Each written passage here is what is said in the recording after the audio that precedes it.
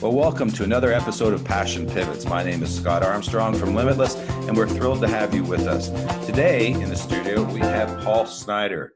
Now, Paul has an impressive introduction piece here, but you're going to listen to that, and then you're going to hear what actually made the guy who he is. I mean, provided Paul's willing to share that kind of information with us. So Paul graduated from honors computer science and music at the University of Waterloo way back in 1985, where he went on to that profession and worked in the computer science industry for 23 years. Now, if you're thinking this is all about tech geek stuff for this episode, hang in there for a little bit. In 1997, Paul became a partner in a technological startup that grew to be one of the fastest growing tech companies in BC, winning Company of the Year awards, and Paul personally winning Vancouver's Top 40 Under 40 award, which is no easy thing to do. However, his passion pivot started in 2008. I mean, it took a formal twist then, because in 2008, Paul retired from the tech industry and opened Born to Fly Productions, Inc. to produce theater, film, and music projects. And since 2008, Paul has appeared in over 45 short films, movies, television episodes, and commercials. Paul wrote his sung-through musical, The Curtain, and produced a full cast CD recording. Paul also has feature films called Everywhere But Here and his short film, The Walk, which all of those he wrote, produced, directed, edited, scored, played the lead roles, and appeared in film festivals in Vancouver, LA, Tampa, New York, Winnipeg, and Toronto. This sounds like quite a pivot, Paul. The Walk won Best Actor and Best Director awards at the Creative Arts Film Festival in 2014, and Paul personally won the Award of Excellence in Filmmaking. In his music video, Better Than Me, won the Royal Reel Award at Canada International Film Festival in 2014. As if that wasn't enough, in 2014, Paul created a musical called Junk the Musical, which premiered at the Vancouver Fringe Festival. This later became The Music of Junk, which toured some of the larger theaters in BC.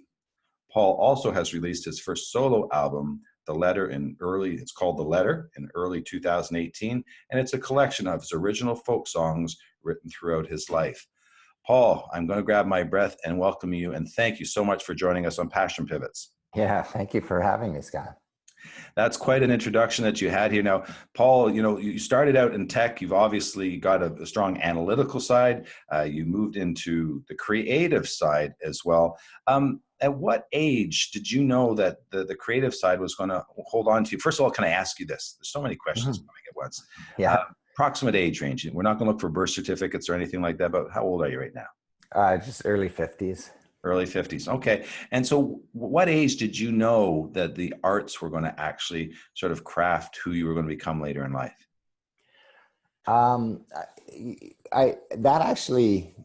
I think I started with arts, and then the technology kind of came after. So, the arts, I mean, when I was 5, 6 years old, I was always messing around on my mom's organ. She always had an organ at home.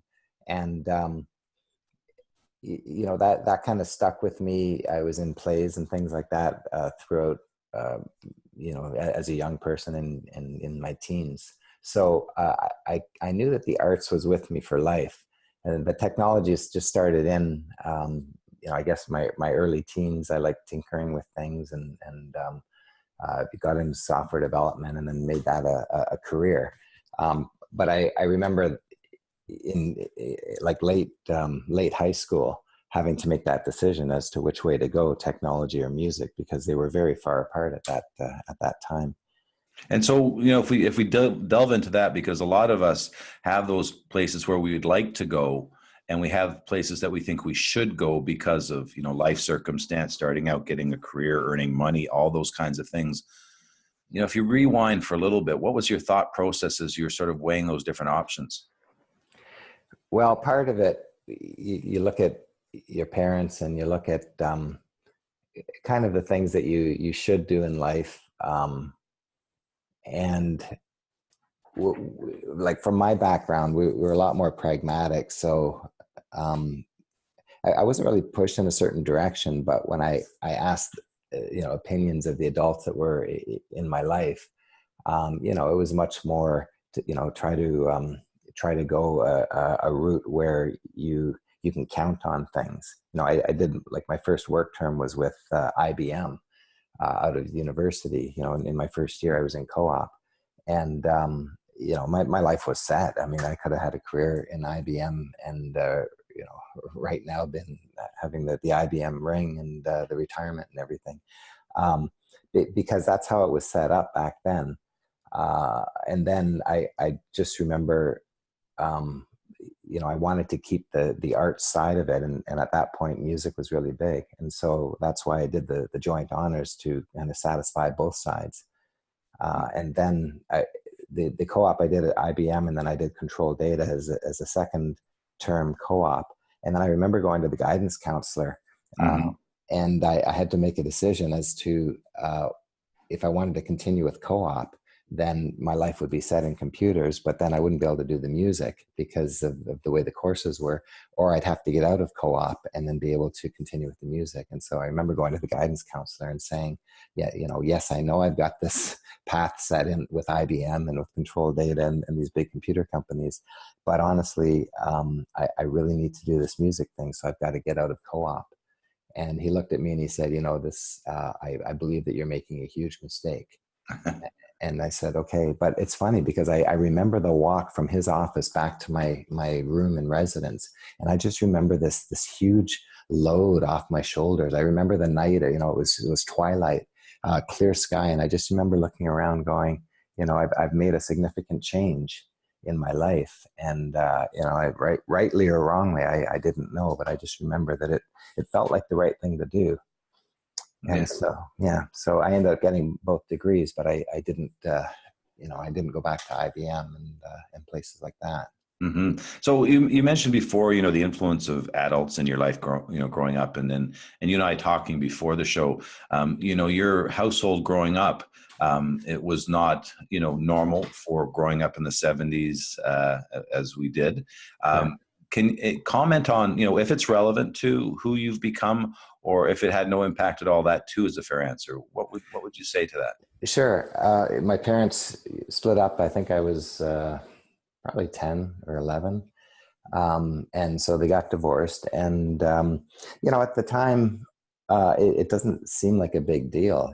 It's actually kind of fun because when you go see your dad, you get to go out for hamburgers and things like that. It's kind of quality time when you're with them, because they're focused specifically on you for the weekend, when you do the visiting. But, when I look back, I do believe that had a significant influence, because I don't remember my mom being, sad about it. I mean, I'm sure she was, but we lived with my mom most of the time. But I do remember Carol Burnett being a huge influence in our lives. We would watch that religiously, and Tim Conway, and I remember how that all made my mom laugh, and when thinking back on it, I just wonder whether that was kind of a significant way to deal with whatever we were going through, and possibly that had a big bearing on me wanting to perform. I don't know. I do remember that in about grade 4, I got a bunch of people in my class, and we put together one of the skits that was on the Carol Burnett show. So I do remember that was a big influence for me back then. But whether or not that's what kind of gave me this arts side or not, I'm not sure. Well, you wouldn't be the only. I understand, you grew up in the second half, high school sort of Toronto, and before that Kitchener. That's right. But, at the same time, there was a couple of other folks who were in that same city, little known guys called Jim Carrey and Mike Myers, who grew up with the same influences. So I think you're in pretty royal company there as far as, pursuing the arts. Right. When you come out of, university and you get into this tech space, I understand you had a couple of, startup operations, but what I wanted to talk about was I think the company was, can I say the name of the company? Yeah, absolutely. Telligence out of Vancouver. And you had an incredible run with Telligence there, in the late 90s to 2008. And it was still growing. And, here it is, 2008. You could, keep adding zeros to your bank account because, you know, you guys were doing really well. Hmm. And yet you decided to sort of go, okay, I've done that. And this is a key thing for a lot of people with passion pivots, is that we get caught up into, you know, I often use the term false monetary altars and material pursuits and stuff like that. You should have been caught up in that, my friend. If we listen to all the marketing today, you should have been hanging around to catch those other dollars so that you could have that lifestyle, but you didn't. Why not? Right. Why not? I guess going into it, you know, that's what brought me out here to Vancouver, is this opportunity in 1997. And going into it, I knew that the end game was to be doing my arts full time, whatever that, you know, whatever that would be. In 97, I didn't really have a clear picture of it, but I just knew that this business was a means to an end. You know, it wasn't the end. You know, the business does great, and yay, you know, I'm finished. I've done it. You know, to me, it was a stepping stone so that I could get the freedom to be able to do this arts thing. And so in 2008, you know, there were some things happening with the company itself that, you know, that allowed me to be able to leave the company. And you know, from about 2005 on, I was starting to really think about this arts thing and how I was going to put it into play. And so, you know, the kind of the worlds aligned in 2008, and then I said, okay, this is the time when I'm going to leave, and then start the second half of my life, I guess. So when you were thinking about leaving, you know, you already, as you said, had a vision 3 years before you actually made the, you know, practical turn by leaving, you know, Hmm. company. Yeah. Do you think that people have to have that vision to make a passion pivot? You've obviously had yours, you know, 20 years before acting on it, you know, sort of like, you know, 88 to 2008. You knew that it was going to be, you know, part of your life. Do you Hmm. think passions have to be that rooted in something so you know, youthful, or can they be discovered along the way? Well, I actually think more of them are discovered along the way than you know, than something carried throughout life. Like I believe that everyone kind of has you know, in their character uh, kind of the ability to want to do some sort of passion, but they're not quite sure how. And I don't think that they always have the passion defined, but it's in their character to make some sort of passion happen.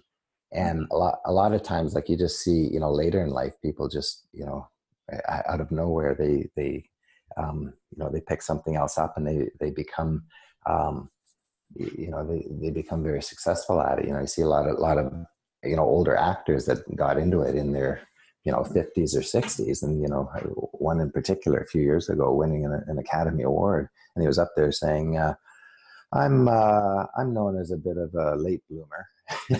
And he was 70 years old, you know, holding, and he just started like 10 years before. And so, you know, I don't know what these people do throughout their lives, possibly something more practical in order to, and I say practical from the perspective of being able to put a family together, or, you know, just get a lifestyle that they want.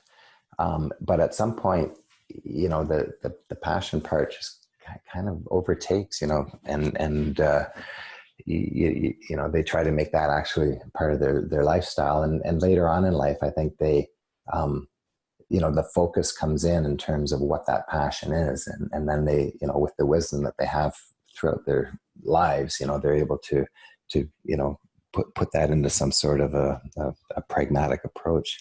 Even traveling too, you know, people travel for, you know, they get older and then they travel because it's a passion of theirs.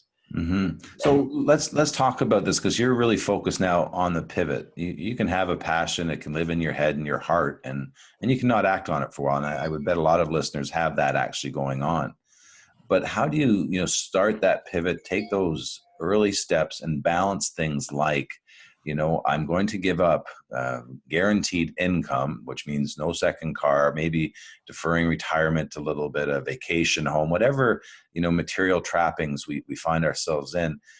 tell me about the tug of war that, what went on in your head, so that you knew when you left, you're giving up six-figure salaries and probably some Hmm. equity and all that kind of stuff. But Sure. you took it because the passion meant more to you. What would you recommend, I guess is what I'm asking for, your Yeah. points of wisdom to get someone started? Yeah, I guess it comes down to how important are those things, and maybe I mean this is a good point as well. When I was growing up, we were very frugal, and I was living with my mom. There were three kids. We had a small apartment. We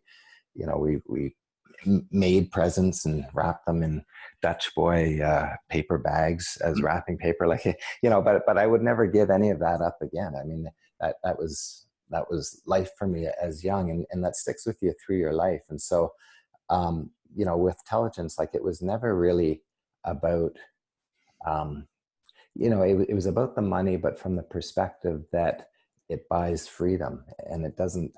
I didn't really care about other things that it can buy. The one thing I wanted to buy was freedom. And once I got to the point where, um, the kids didn't have to eat Kraft dinner every day, I'm like, okay, I'm good now.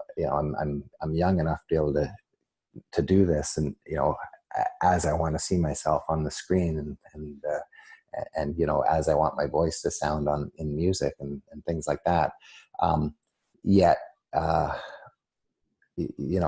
that I guess that was the big decision from 2005 on, is when is enough enough? When do you have enough that you can move with your passion and not have to have other things in life get in the way. If you're always worried about where the next week's check is coming from, I mean that can have an effect on your passion. So I talk to a lot of folks who, contemplate taking their passion pivot, but one of the obstacles that almost always roots its head is that sense of, I'm going to have to sacrifice something in terms of my material being. And what I heard you say was that, growing up in a frugal environment, not eating Kraft dinner every night, but by the Hmm. way, we are the Bare Naked Ladies and we love Yeah. Kraft dinner. So if any Kraft executives are listening out there, we love your stuff. It's really Yeah. but that frugal nature, I know my parents, and your parents perhaps too, grew up in a bit of the Depression era, and they carried that with them throughout their lives, that they did not need to have everything and spend themselves into, capacity debt throughout their lives. So did that influence you in the sense that you didn't need as much money because you knew, you didn't need to be driving around in the latest Tesla sports car, all those kinds of things? Or did that not factor into your equation at all? Well, I just kind of did a calculation. Like I was never really interested, I guess, in higher level living, I guess, if that's what you call it. Again, it was all about just the buying the freedom. And so I just, I guess, calculated and figured out when enough is enough. And once I reach that number, then I'm good. You know. The other thing is that, like with the company, I mean, I was very, very passionate about intelligence from 1997 to, I'd say, 2002. 4 or 5 years, I just couldn't get enough of it, and I put all my other artistic projects on the side. And there's something about computer development that is very, very artistic, which I don't think a lot of tech people get. They kind of look at me like I'm crazy when I talk about it. But creating software is really, it's like writing a symphony. It really is. And when I was in that zone, we started as 28 people, and by 2003 we're at 450 people. So once we got above a certain threshold, the artistry out of the software development was lost, and I was managing people, and we were debating with project managers, and it got into kind of corporation. But when it was small, it was a very, to me, a very artistic medium. And so I'm thinking that in those years, that allowed my artistic freedom, and I didn't really do any acting or music or anything because I was so focused on this. And then once I lost the artistry of it and got more into the politics of running a large company, that's where I started thinking, okay, when's enough now? And of course, that's when I wrote the musical, the Curtain, because I guess, the artistic outlet was no longer there with the software. Mm-hmm. So you talked about, as the artistry with the software dissipated, you had, I think you said 2005, you started thinking about how your arts was going to manifest itself. And in 2008, you took the launch. So you built yourself a bit of a runway going up. And I think that's critical for when people are taking passion pivots. It's not sort of like turning off the cold water, turning on the hot. Right. There's a transition period. So, just thoughts or, learnings about, what a successful transition can look like for people, so that, it's not like taking that step off a 10,000 foot cliff, but taking steps. What did you do to help get yourself ready for that transition? From a practical side, I did some smaller films, while I was working in computers, so that I could have a demo tape ready, so that as soon as I was finished with software, I could get an agent right away. So that was, there are some practical things like that. I took some courses in the evening, and these are things that anybody can do with whatever passion that they have. And not only does that allow you to prepare yourself, but it gives you a sense of reality. Everybody wants to be on a big screen, let's say, but until you get down into the grunt work of actually shooting a film or trying to put together a film yourself, which 10% of it is so fun, and 90% of it it's grunt work, and of course at the end you're really happy with the product, or that you did the product, but it's not all, fun and games. And so if somebody has a passion, if they can get kind of down in the trenches of it, even while they're working or doing whatever, they're doing to keep themselves going, I think that would be good preparation, because that gives you a sense of what life's going to be like when you're doing that full time. Mm-hmm.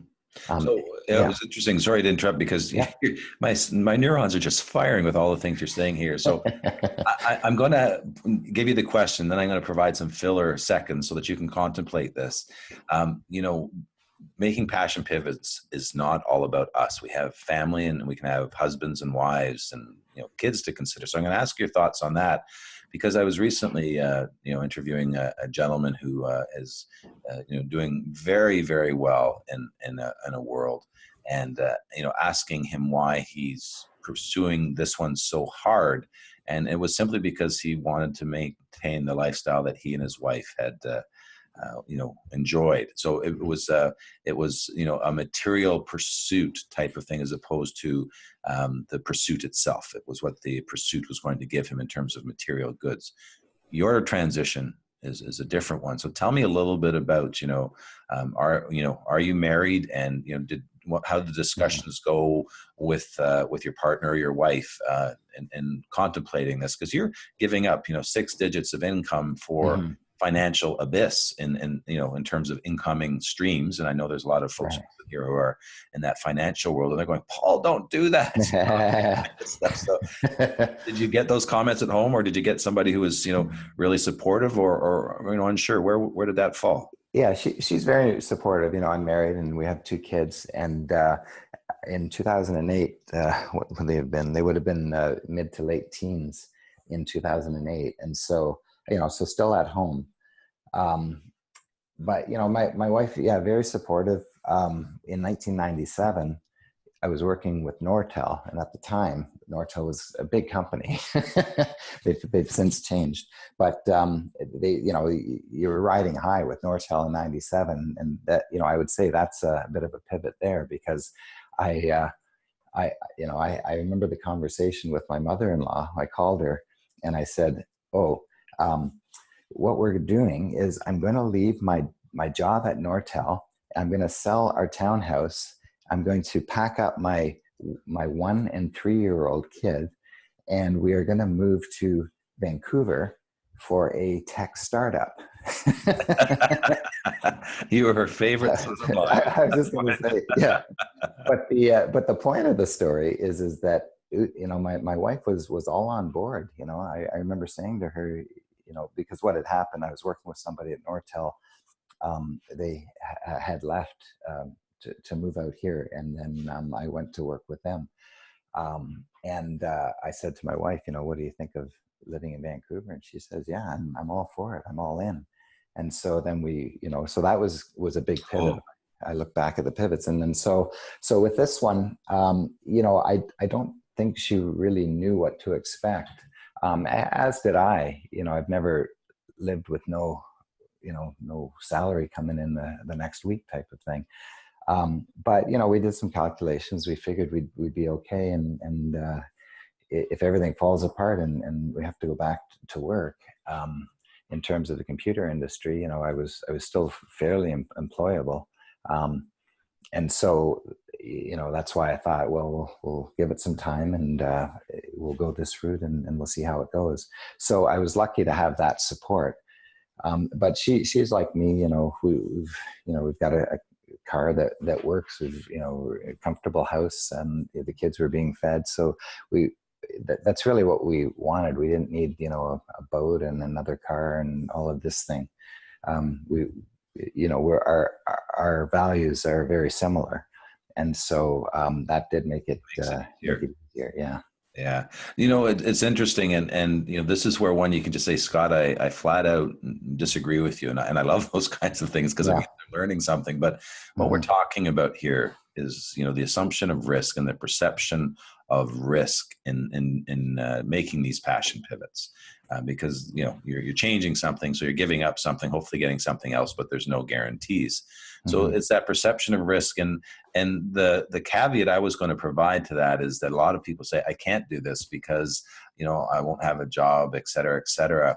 And I've always leaned towards the other place that, my gosh, if I'm in a place where I am just putting in the time that I'm getting a 6 or 7 out of 10 out of an enjoyment of life, the risk of losing all that time, all that potential fulfillment, and that's the one finite asset that we have is time. And so, I put that at the top of the pyramid of what I can do with that time. Mm-hmm. Tell me about you in terms of, assessing, that kind of risk, or did it seem more risky just to stay and become one of those, Mark Zuckerberg, Steve Jobs kind of, you wouldn't be on the show, I guess, if you had become one of those, but right. So, tell me how you assess the risk. I guess mid 2000s, I heard something that stuck with me and kind of set a template for my life. I always wondered what I was afraid of in life. And then I heard this, and what it is what my biggest fear in life is to have an epitaph that says, greatness not yet all used up. Wow. And when I heard that, it just stuck with me for years. And then I thought, that is what's not going to happen to me. Mm-hmm. And so that kind of, it kind of set a template, I guess, for the rest of my life. And so, the risk, I guess the risk for me is having that epitaph. Okay. And that's for me, that's much more risky than bank accounts or anything like that. I mean, don't get me wrong. I don't want to, if the company hadn't done well and I wasn't in a position that I could, continue with my art, I don't know what life would be like. So I don't want to say that I'm this huge risk taker and all of that, because I know at some point I would be into arts. I just can't but not. But the timing was right and everything in 2008, it worked out from that perspective. Yes, if I would have stayed, my life, would be different financially for sure. But figuring out when enough is enough and taking that pivot, that was really judged on the fact that I've got something to give to the world and to exude myself. And that is much stronger than, like owning some piece of Yeah. property or boat. Paul, do you think everybody's got something to give to the world? Yeah, I do. I believe everybody is born with a certain genius. I call it a genius. And nothing to do with IQ or anything, but everyone is born with something to give. It's their passion, and a lot of people don't know what it is. And the interesting thing is that a lot of people don't understand how close they are to solidifying their passion when they give up. Mm-hmm. Which is interesting, because if they could see the graph and it's like, here's where you want to get to, and they gave up just before there, I think that there's a lot of people that do that. And so, I do believe that everybody has something, and even something small, to give to the world. Everybody can make some sort of contribution, but more in terms of everybody has, a passion in them. And even from the perspective of, let's say traveling, let's say someone wants to go to Antarctica. It's always been, when they were 3, or when they were in grade 3, they did a project on it, and it's stuck with them. And that's become some sort of a lifelong passion. That's something that won't go away. And, I guess they're not really giving to the world doing something like that, but they're fulfilling something within them.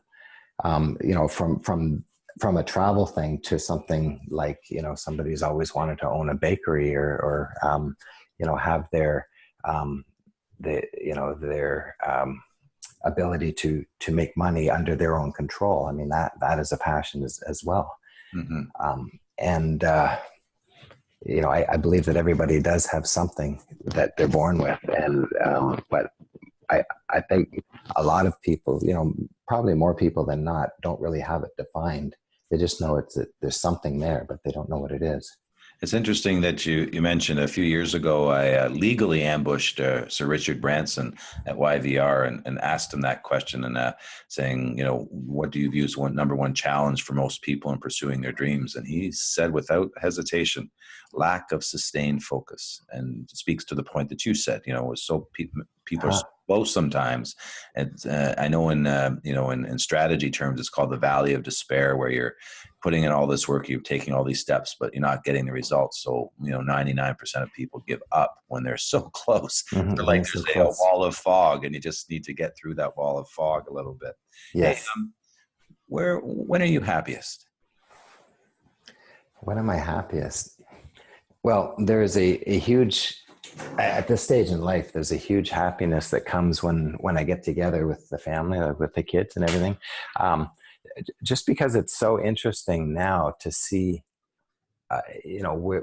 where they are in life, the conversations, the belly laughs that we have together, that there's a huge happiness there. From more of a selfish perspective, I truly am happiest, in the arts, on stage, but, in front of a camera.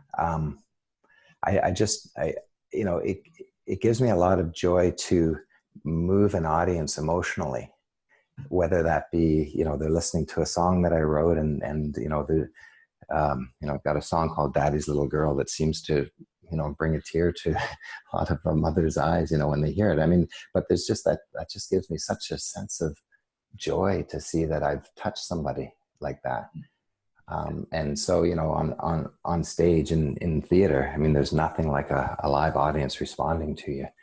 Yeah.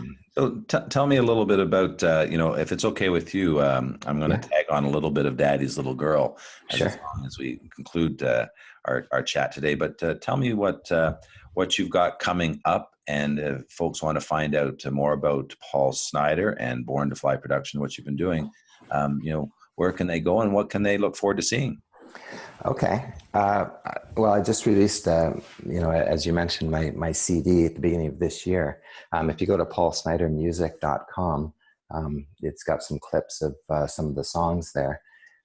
So that's kind of on the music side. I just did 2 small films in May, and so I'm not sure where they will be playing, but I will keep people updated on the website. There's also a paulsnideractor.com, which shows a lot of the acting projects that I'm on. And the Music of Junk is I guess the biggest one right now. We just finished a small tour in December, and that's a big orchestra of instruments built from junk and recycled materials that I built. And I'm just looking for the next step with that orchestra. We're just basically touring within BC, but I want to take that to a higher level somehow. So themusicofjunk.com is somewhere where you can keep updated with that one as well. And I was just going to interject there. I had the privilege of seeing that, I guess, maybe it was 2.5 years ago at the Vancouver Film Fringe Festival before we'd connected. And that's right. An amazing show. And I understand you've grown it a fair bit since then. Yeah. Now we've got quite a big stage. That it's a double-edged sword. The problem with the stage setup is that only the bigger theater. It only fit in some of the bigger theaters, which is great because I love the bigger theaters. But it doesn't do much for the 95% of the smaller theaters in BC. So we're gonna have to get you down to Vegas and get something built. Yeah, that's it. That's right. Exactly. So. Hey, Paul, I want to thank you so much. There's a lot of folks who come on. I appreciate your authenticity and digging in, because if you've listened today and you can take a nugget or two of somebody who's actually done and executed and continues executing their passion pivots, Paul, you had an awful lot to offer. Yeah, well, thanks, Scott. Thanks for having me on the show. I appreciate it. Very good. So as we fade into our sunset, here's a little bit of Daddy's Little Girl.